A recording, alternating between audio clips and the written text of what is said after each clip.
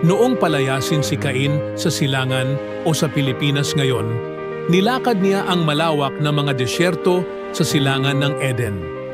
Hanggang makarating siya sa kanluran o sa dakong Amerika ngayon.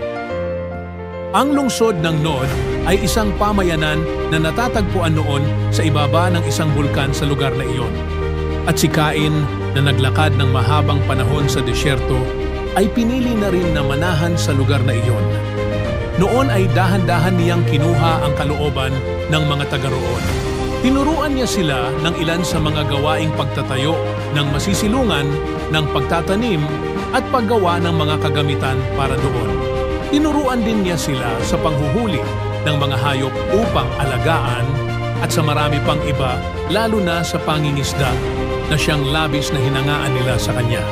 Gamit ang salapang ni Cain, madalas silang manghuli ng malalaking isda sa dagat. Dahil doon, marami ang nagkagusto sa kanya ng mga babaeng Eva doon. Kaya naman, hindi naging mahirap kay Cain ang makakuha ng mapapangasawa. Hindi lang isa, hindi lang 10, kundi marami siyang babaeng inasawa, nabuntis at pinakakain. Dahil sa siya'y naging Panginoon o tagapagturo ng mga taga roon, pinuri at sinamba siya ng mga Eva tulad ng pagpupuri at pagsasamba sa isang Diyos.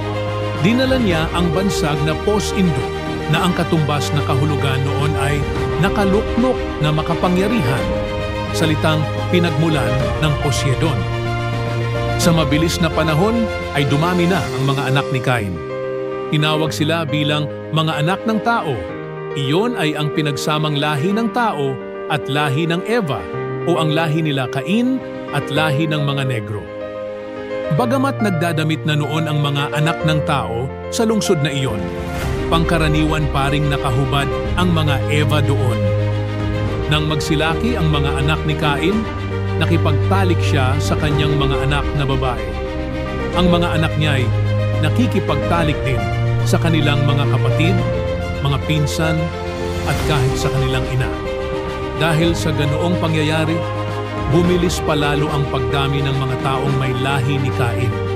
Bagamat nilalahian nila ang mga Eva, madalas na kapwa nila anak ng tao ang kanilang inaasawa.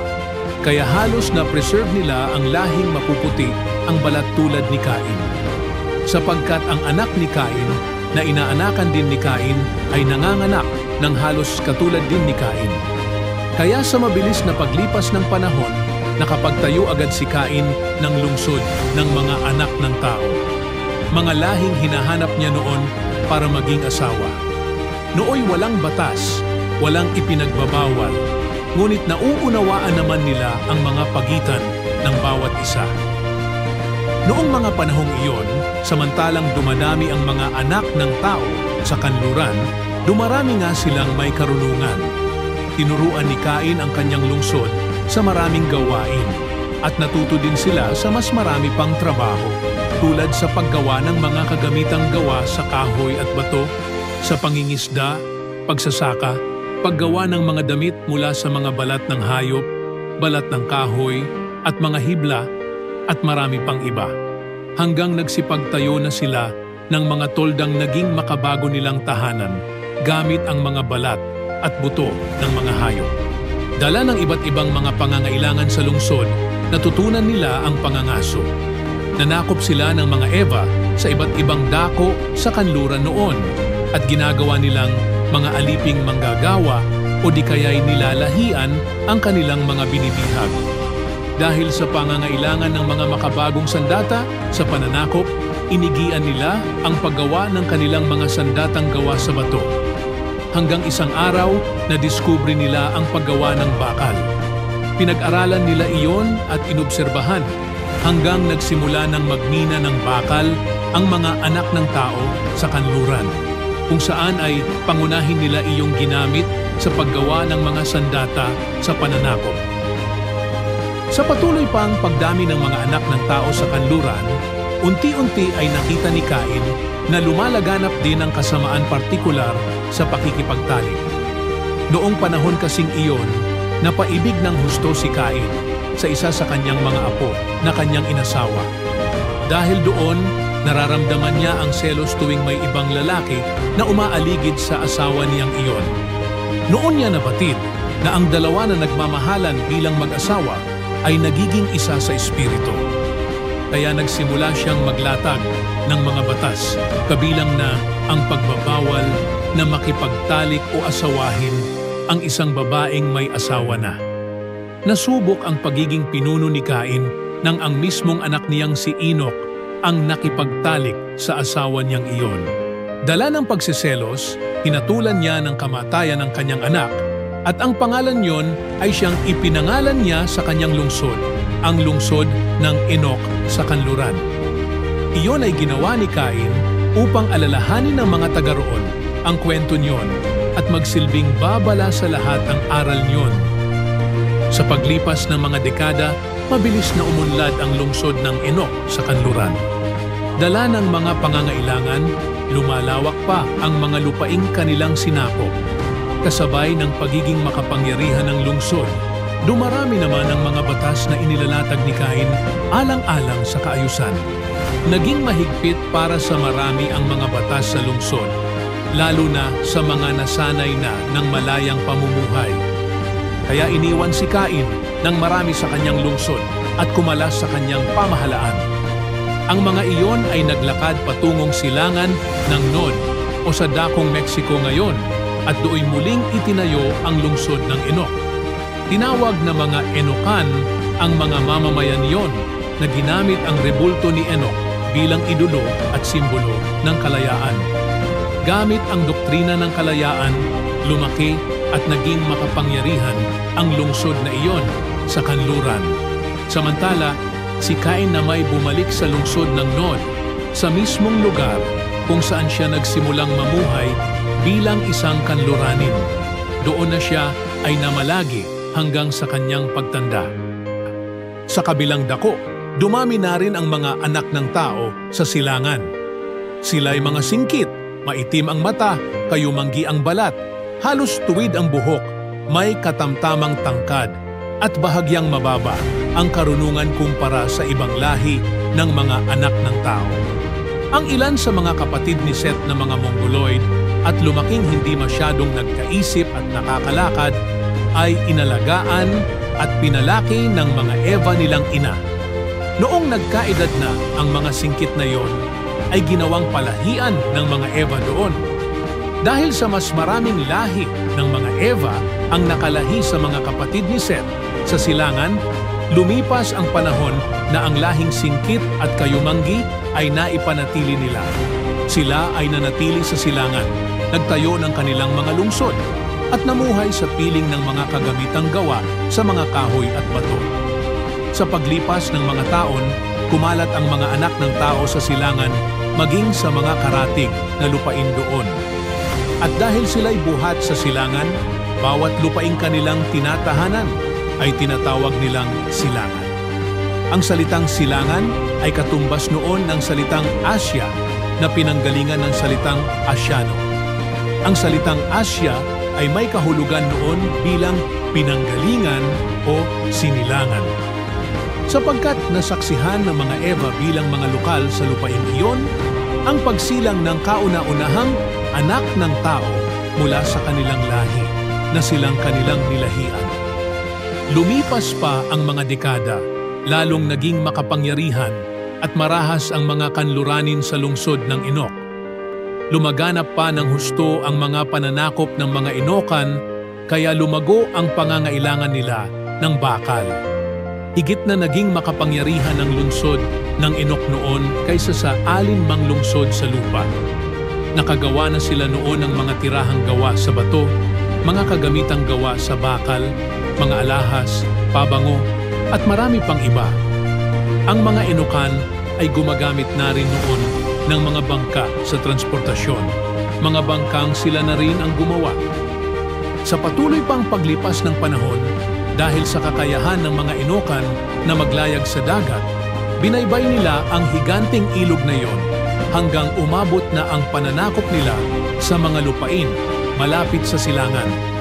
Sukdulan ang kasamaan ng mga Enocan noong mga panahong iyon, kaya maging ang Diyos ay nabahala. walang kalaban-laban ang mga silanganin sa mga kanluranin kung magdidigmaan noon. Kaya inutusan ng Diyos ang kanyang mga kamay na bumaba sa lupa at bigyang balanse ang pamahalaan doon. Ang hangin sa daigdig ay hindi angkop hingahin ng mga nilalang mula sa langit. Kaya pinipili nilang manahan nga sa langit dahil doon na sila komportable. Bumababa lamang sila sa lupa tuwing may iniuutos ang Diyos at bumaba nga sila sa lupa noon upang gabayan ang mga silanganin. Sakay ng kanilang mga sasakyang pangkalawakan o spacecrafts. Ang mga nilalang mula sa langit o ang mga anak ng Diyos ay naglanding sa silangan o sa Pilipinas ngayon. Noong panahong iyon, nagpakawala sila ng virus sa hangin. Bukod kasi sa mga namamatay sa mga pananakop, banta din sa pagdami ng mga tao noon ang mga sakit na nakukuha ng mga tao mula sa pagkain ng mga hayop. Dahil kasi sa pinagsamang lahi ng tao at lahi ng Eva, naging pangkaraniwan na sa mga anak ng tao ang kumain ng karne. Kaya lamang, marami kasi sa mga hayop noon ang kinikilalang marumi dahil ang mga iyon ay nakakalason o di kaya'y nakakamatay kapag kinakain. Ang resulta, lumipas ang mga panahon na paunti-unti ay itinuring na malinis ang ilang maruruming hayop at ang mga iyon ay nadagdag na sa maaaring makain ng ligtas ng mga tao. Iyon ay hindi dahil nagiging literal na malinis na ang karni ng mga hayop, kundi dahil nagiging marumi na rin ang laman ng mga tao. Sa gayong paraan, itinuturing na nilinis na ang mga iyon. Samantalang dumadalaw sa lupa ang mga nilalang mula sa langit, paunti-unti ay tinuruan nila ang mga taga-silangan sa maraming bagay, maging sa pagmimina ng bakal. Gayon din, tinuruan nila ang mga anak ng tao sa pagbibilang, pagsusulat at pagbabasa, maging sa paggamit ng kalendaryo at pag-aaral sa astronomiya. Bagamat nakakasama nila ang iilang tao, ang kanilang pagkakakilanlan ay kanilang itinago sa publiko at nangungusap lamang sa iilang tao doon. Sapagkat ipinagbawal sa kanila ng Diyos na manatili sa lupa at lantarang maimpluwensyahan ang pamumuhay ng mga anak ng tao doon. Gayon din, ipinagbabawal din sa kanila ang umibig sa sanlibutan at sa mga bagay doon, lalo na sa mga anak ng tao. Mula noon, tinawag ng iilang mga tao bilang anghel ang mga nilalang na iyon. Meron ding tumawag sa kanila bilang Anunnaki. Sa iba naman tinatawag sila bilang nilalang mula sa mga bituin sa langit. Samantalang sa ating panahon, ang mga tulad nila'y tinatawag naman natin ngayon bilang mga alien. Noong simula nga'y nasusunod ng mga anak ng Diyos ang kalooban ng Diyos sa lupa. Natuto sa pamamagitan nila ang mga taga-silangan sa maraming gawain, sa mga kabihasnan man o sa mga kabundukan. Samantalang tumutulong na nga ang mga anak ng Diyos sa pag-unlad ng karunungan ng mga taga-silangan, pinag-aralan na rin nila kung papaano mabuhay sa kalawakan ng katawan ng tao. Kaya kumuha sila ng iilang mga tao at pinag-eksperimentuhan. Si Enoch na mula sa lahi ni Seth ay isa sa mga pinag-eksperimentuhan at siyang kauna-unahang tao na dinala sa langit para sa praktikal na obserbasyon doon. Dahil sa karanasang iyon ni Enoch, nakapagsulat siya ng libro at mababasa iyon ngayon sa librong may pamagat bilang Book of Enoch. Dahil sa pagiging malapit ng mga anak ng Diyos sa mga anak ng tao, nabighani ang marami sa kanila sa ganda ng mga babaeng anak ng tao sa lupa.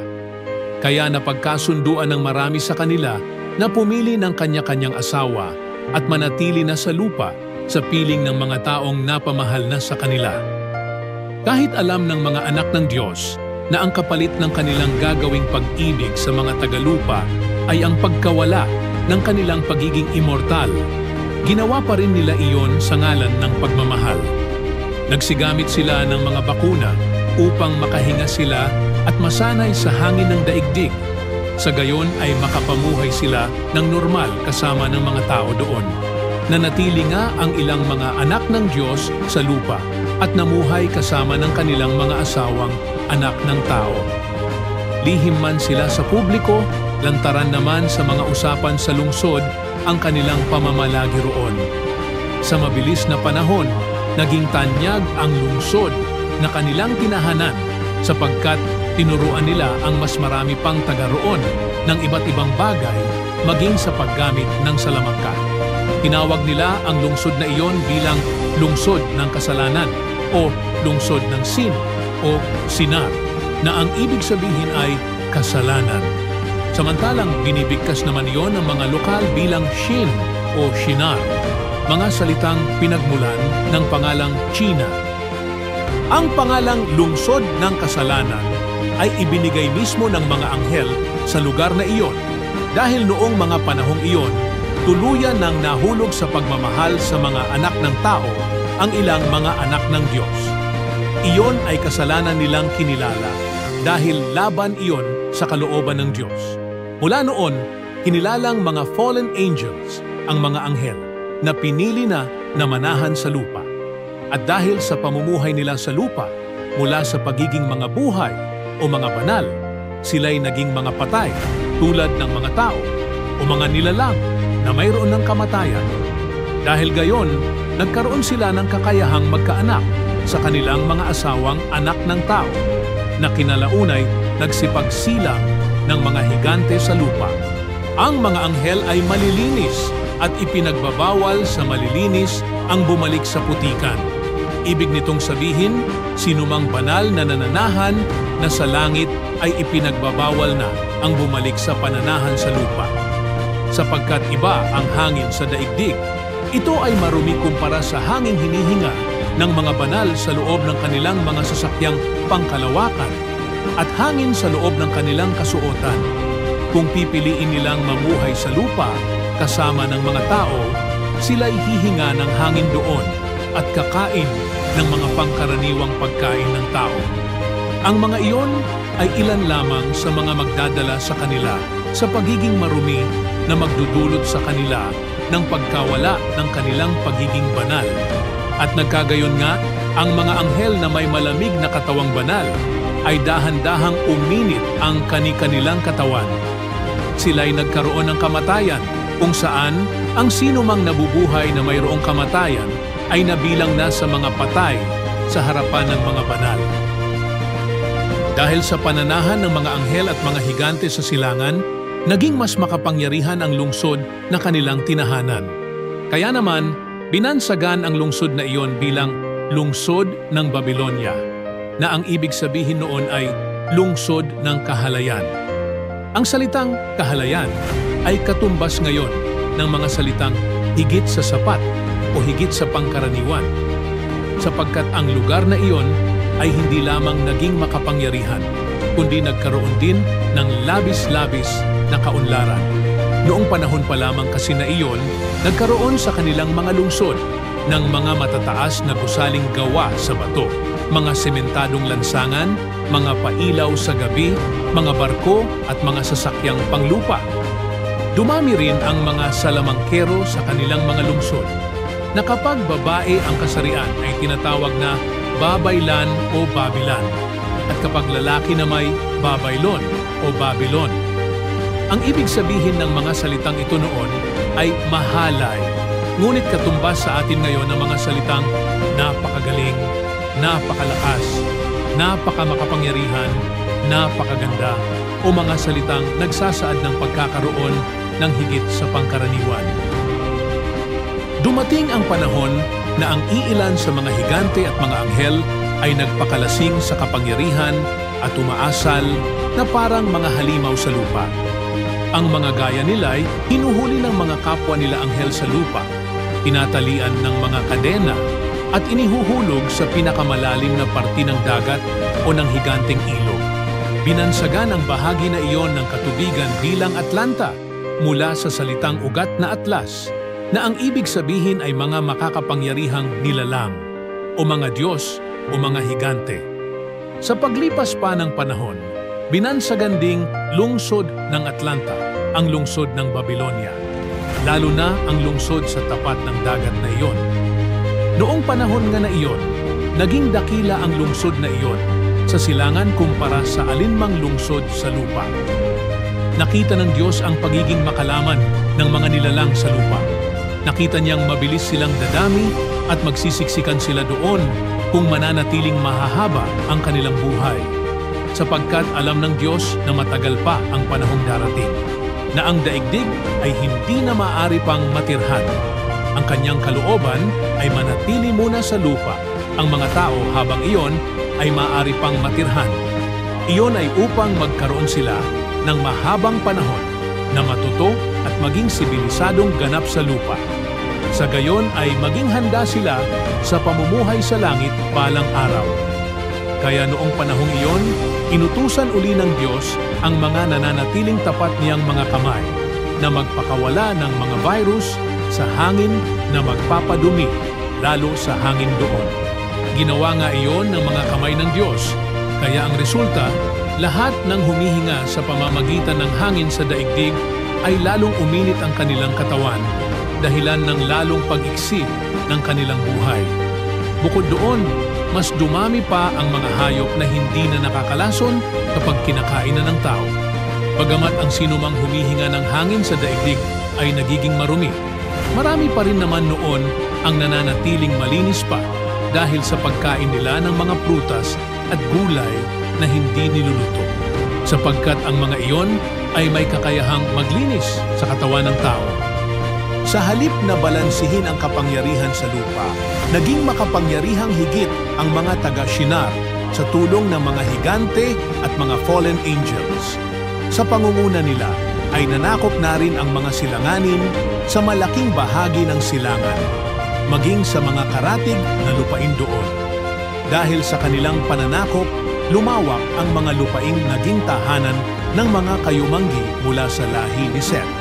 Kaya lumawak ang lupaing tinatawag na Asya, hanggang umabot ang kanilang pananakop sa lungsod ng Nod sa kanluran, kung saan winasak nila ang lungsod at napatay si Cain na sinumpa ng Diyos.